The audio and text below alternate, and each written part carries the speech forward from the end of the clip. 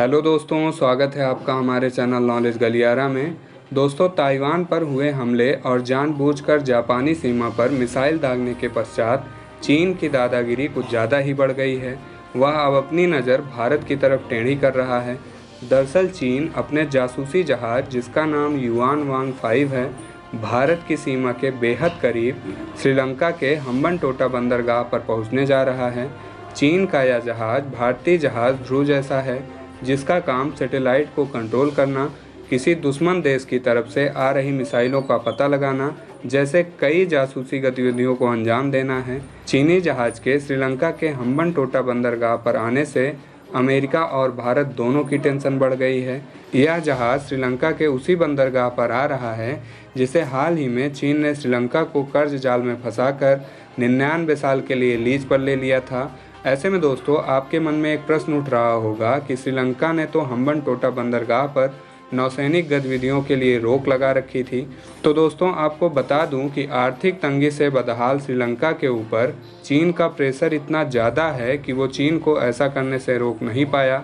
जबकि economic crisis से जूझ रहे श्रीलंका की मदद करने वालों में एक अकेला देश भारत ही था, जिसने बढ़ चढ़कर श्रीलंका की मदद की।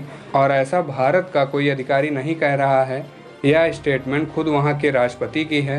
दोस्तों, आपको बता दूं कि श्रीलंका के इस कदम से भारत काफ़ी नाराज़ है। और ऐसे में आपके मन में एक प्रश्न उठ रहा होगा कि आखिर चीन अपने सबसे बड़े जासूसी जहाज़ को भारत की तरफ भेजकर क्या साबित करना चाहता है। तो इसका जवाब है कि दरअसल चीन अपने पश्चिम में ताइवान में बिजी है और इस जहाज़ के माध्यम से वह भारत को यह बताना चाहता है कि उसकी निगाह पूर्वी हिस्से पर भी है, यानी भारत की तरफ भी है। उसका सोचना था कि कहीं भारत चीन के दूसरे मोर्चे पर बिजी होने का लाभ न उठा ले।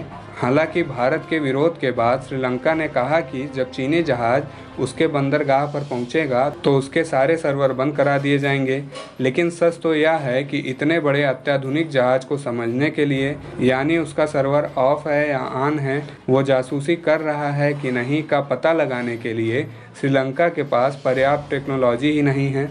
ऐसे में श्रीलंका का यह भरोसा भारत के लिए सिर्फ दिखावा मात्र है।